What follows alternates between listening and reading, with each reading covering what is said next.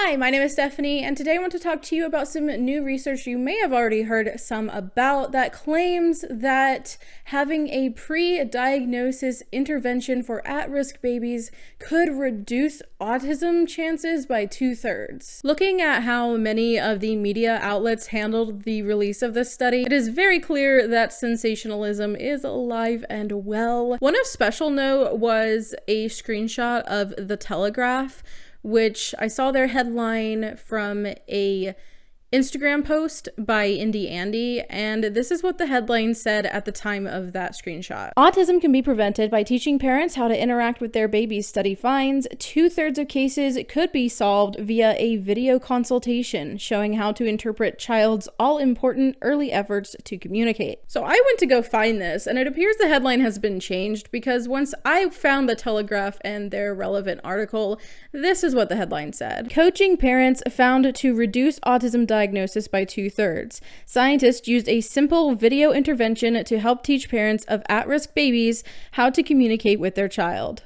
It then goes on, like the other screenshot, to say 2/3 of autism cases could be prevented by treating babies with a simple video. Now, clearly these two titles give two very different stories. At the very least, one acknowledges that diagnosis is what is being reduced, not autism itself necessarily. However, it still kind of implies that autism is somehow being reduced or prevented. Another autistic creator on the platform says Francis had actually reached out to them via email regarding this exact article, and they had sent her an email back that maybe was supposed to be an apology, but is really hard to classify as one. They basically say that they're sorry if they caused upset, but that the information is credible from the study, so basically it's not their problem. They take absolutely no responsibility for their title. They go to say that they reported fairly and accurately the results of the study, which is interesting when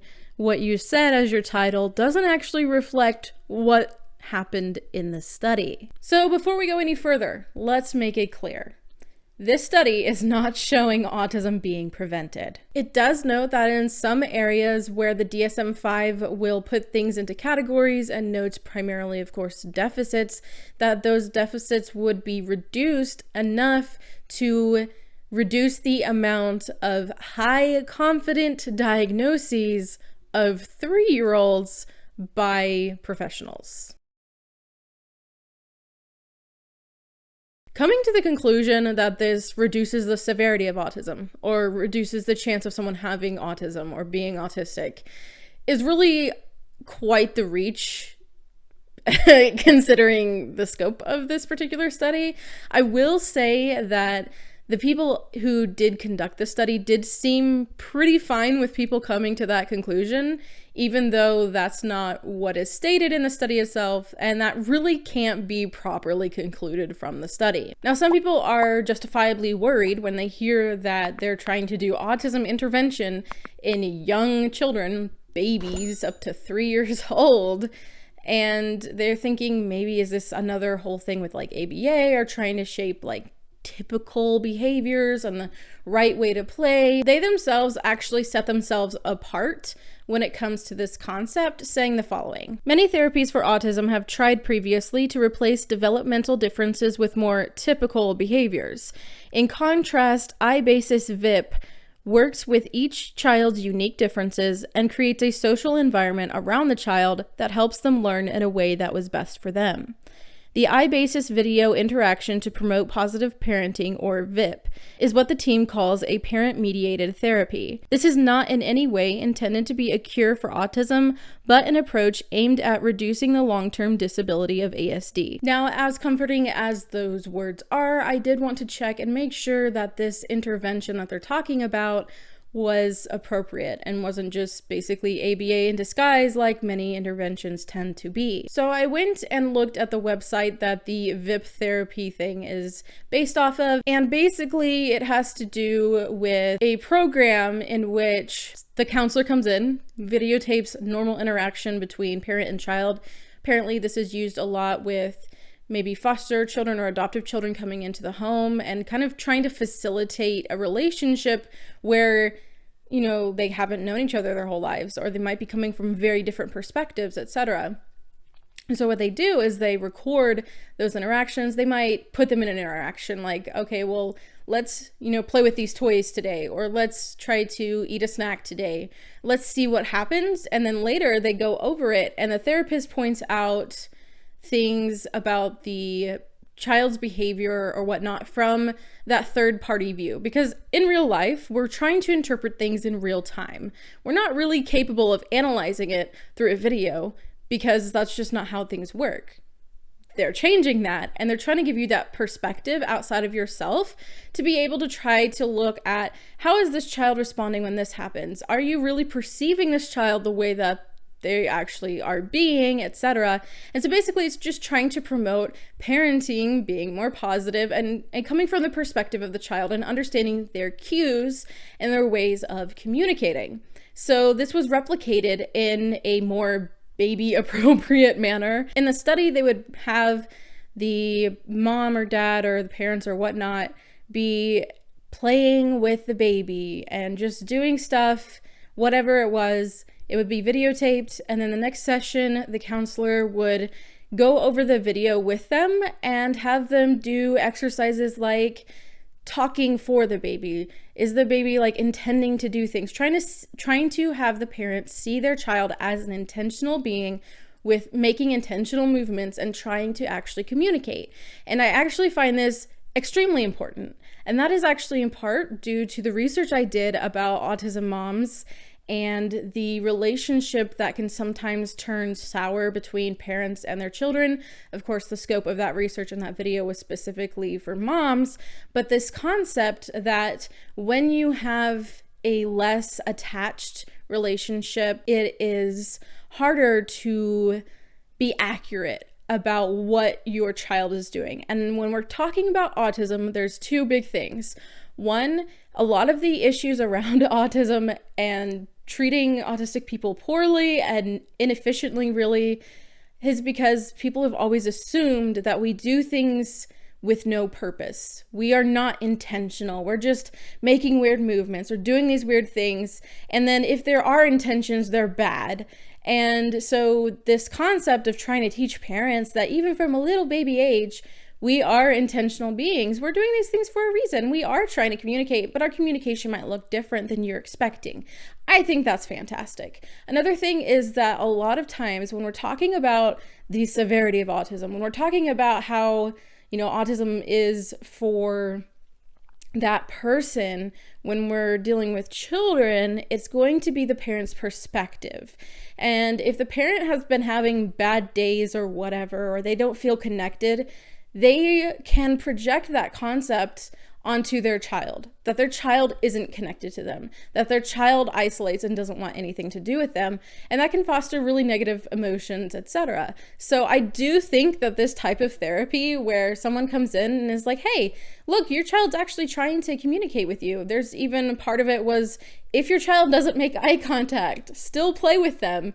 And you think this is normal, but when you have parents who are trying to form a bond in a relationship with someone who doesn't react the way that everyone else does, it can be really hard and feel like a rejection. So instead of being like, oh, they're off in their own world, they're not looking at me, so they don't hear me or they don't care. No, they do. They're just not looking at you right now, and that's okay. Let's still play. Let's still bond.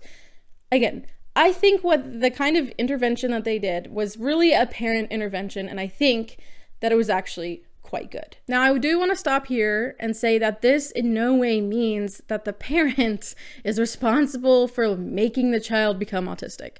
We are not regressing to refrigerator mother theory here, and neither is this study. I'm not saying that. The study is not saying that.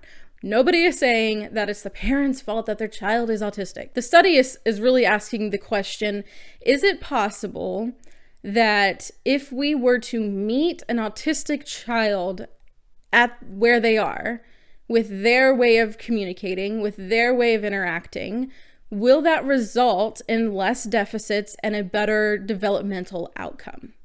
That's really what this should have been asking.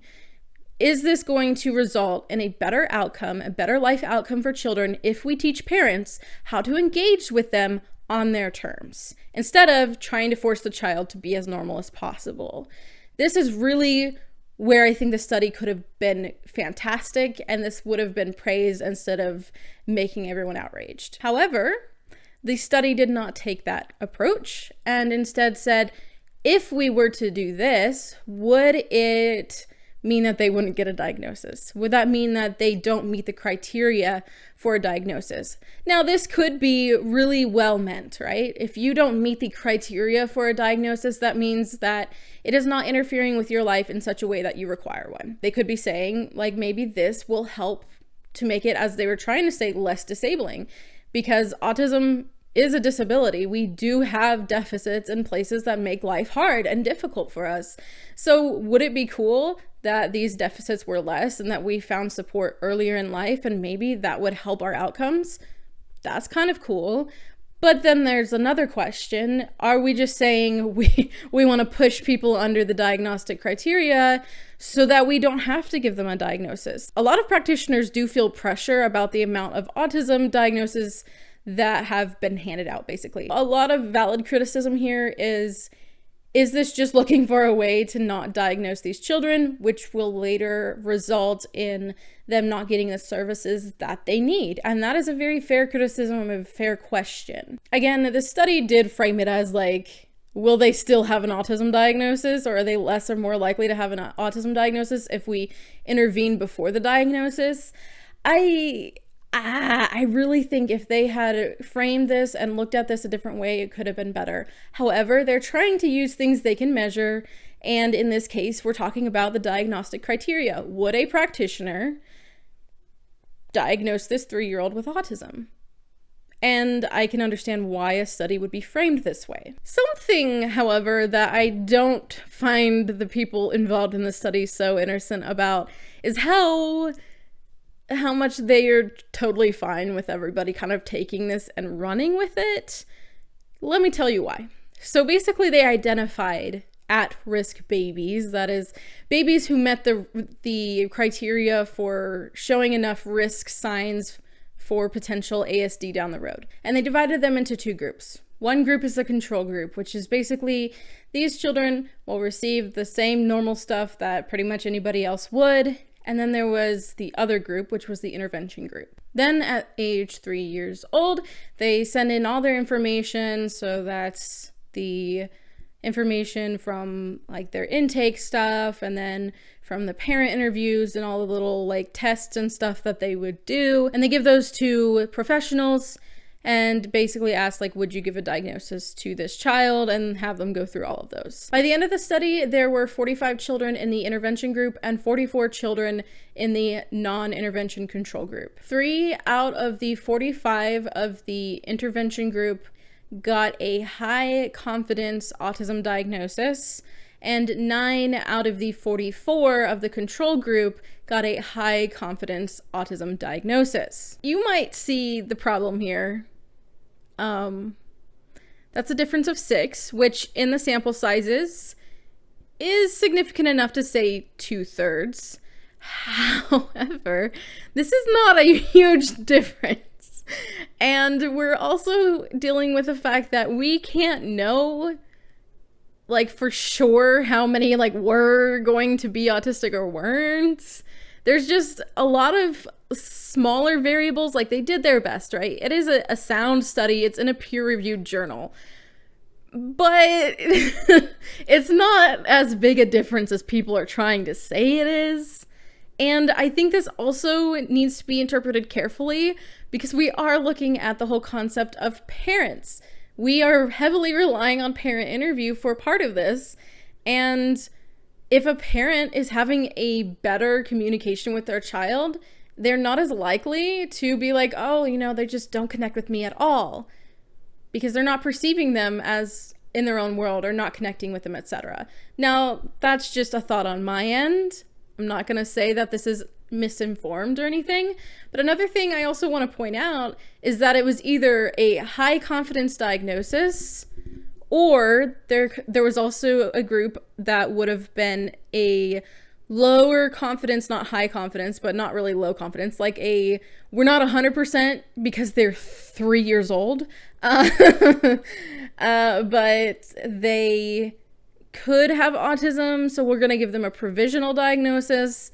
And they put those together in the group with those who they're like, oh, they're kind of seeing developmental something, but they're not sure that it's really autism, and like not. So you either had a high confidence autism diagnosis or it was considered not autism diagnosis.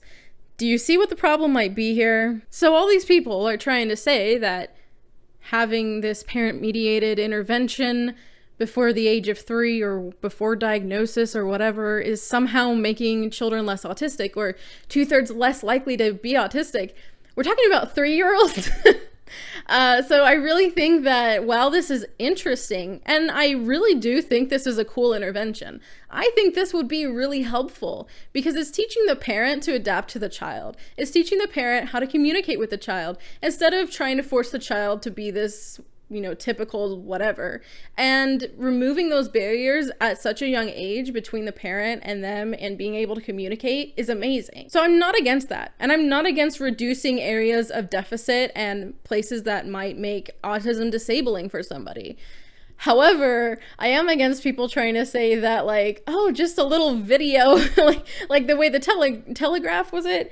They were trying to say, basically implying that they had a video conference with a therapist and were like, woo, my child's probably not autistic now. Like, that's not how this works. That's not what the study was saying. So the study's not trying to cure autism. This information is not about curing autism.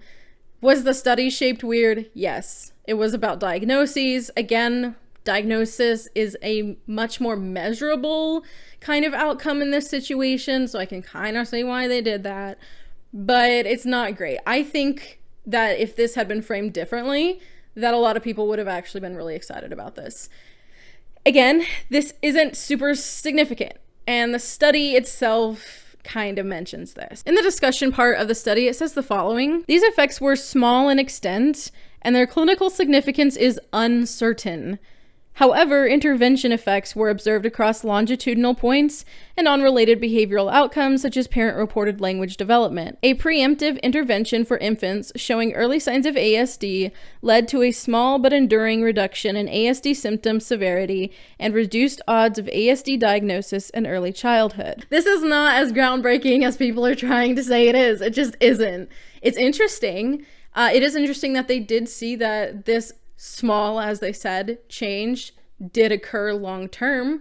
It's almost like if you improve the communication between a parent and a child and help them learn with each other instead of just training them like a dog to do what you want for a while, that'll actually last because they're learning. I have feelings about so many things, but that's basically that's the research, guys. Put your pitchforks down. And all the people who are like excited about autism magically disappearing, y'all chill out. That's not what's happening. It's just not what's happening. There is another part of the discussion where they basically kind of go into the theoretical aspect of this, like, will this affect the cognitive development of these children and affect how the genotype is expressed in the phenotype? I've talked to you guys a little bit about that before. Like, we can have genes in our genetic material for a lot of things, but only certain things are expressed. And one of the biggest things about ASD that has confused researchers since forever is why some people express ASD in the ways that they do while others don't, or why some siblings will have autism and others won't, or the whole concept of having a lot of traits but not quite meeting diagnostic criteria. So they're wondering, like, will this affect the development of the child? Maybe will they actually have less severe autism over time? And honestly, that's an interesting question, but I don't think that the findings and the scope of the study could really weigh in on that. Basically, my thoughts are there's a lot of variables because we're talking about autism, we're talking about a developmental condition. This study does not have the type of scope that could even begin to predict the types of things that people are trying to draw the conclusions of. And it's really on a lot of these media outlets that came to these radical conclusions with pretty much no basis. Now, what I would like to see is them follow up with these children at, like, say 10 years old. At 10 years old, is this the same? Like, did anyone get or lose a diagnosis? Have we seen maybe those who got the intervention with their parents or whatever, did they see better outcomes still than their peers? Are their lives better? Is this improving the lives of autistic children? Like, I want to know that. That's quite interesting. It is interesting in that they were trying to do something pre-diagnosis. The problem with doing something pre-diagnosis is, again, we don't know how many autistic children were in each one. We just know that all of the children met signs of autism in babies. And that's really not super clear. We don't know for sure with a lot of this. So again, interesting. I don't think the intervention is bad at all. It's not what some people think it is, where they're saying, you know, like, are these people just suppressing, you know, how the child is or whatever? That's not what's happening here. I do find it a little bit concerning, like trying to dodge diagnoses. I get the idea that is if they don't get diagnosed, that means that it's not disabling them in their life or whatnot, but I don't know. It's tricky when it comes to diagnosis and autism anyway. So yeah. I think they should have framed it differently, but I don't know how they could have done it very well with being able to like measure the outcome the way they needed to. I don't know. So what do you guys think? Is this a bad study, a good study? Is there a such thing as a bad or a good study? What do you think? I definitely think that a lot of the news outlets really dropped the ball on this and went crazy with sensationalism. But I also think some of our advocates did too. And they meant well, absolutely. But we don't need to raise our pitchforks at everything. However, I will note something my friend Andy from Indie Andy said was maybe not necessarily that the whole situation here is bad, but there is concern about the seemingly like there being a rise in the way that people talk about autism as something to cure or something to get rid of. And stuff like that. So that's also part of the conversation. So what do you all think? What do you think about the study? Was this what you thought it was? Are you enraged still? Do you even care? Does this even make sense? Let me know. Normally I would be live streaming today, but I did not based on your poll. So this coming Thursday, October 7th, we're gonna go live at 6 p.m. Central Standard Time if everything goes to plan. And it's my birthday that day, so you should come say hi. I hope that this video was helpful in some way. If it was, go ahead and give it a like. And again, let me know your thoughts in the comments below. If you enjoy autism-related videos from me, you can go ahead and hit that subscribe button. I try to upload every Thursday at 4 p.m. Central Standard Time, except for the last Thursday of the month where I usually will be going live with you. Thank you to everyone who supports me here on YouTube as YouTube channel members, those who give through Ko-fi, my patrons on Patreon, and a special thank you to my Spaz tier patron, Philip Noah. Thank you so much for watching. I hope you have a wonderful week, and I'll see you in my next video. Bye!